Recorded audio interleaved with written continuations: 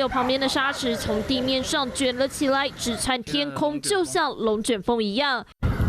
卷起的大量尘土不断的绕圈圈，卷得很猛烈，还左右移动。山上就出现了龙卷风了，漩涡越卷越大，目击的民众吓坏了，生怕会往自己的方向移动。这里是南投埔里5界，有民众拍下这惊悚的一幕。不过这不是龙卷风，而是尘卷风。埔里、仁爱的近山区也都有比较强的阵风发生。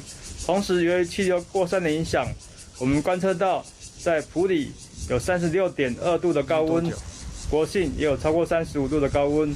气象局也已经针对南投发布高温资讯。原来是受到小犬台风影响，南投吹起焚风，高温又强劲的风势刮起大片尘土，在空旷的地形上就成了尘卷风。气象站说，尘卷风的形成通常发生在大晴天，主要是受到地表加热增温不均的时候，才会和气层产生旋风，将尘土卷到空中形成尘柱。通常宽度最大会大于10公尺，高度则是大于1000公尺，持续的时间 只有短短几分钟。另外，在云林虽然没有尘卷风，但也吹起焚风，出现了风吹沙。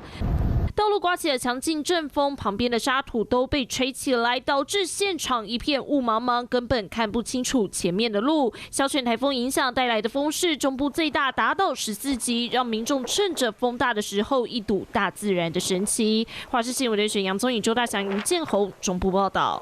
Hello， 我是冯维之。想要抢先掌握最及时的新闻资讯吗？赶快订阅、按赞、开启小铃铛，锁定华视新闻 YouTube 频道。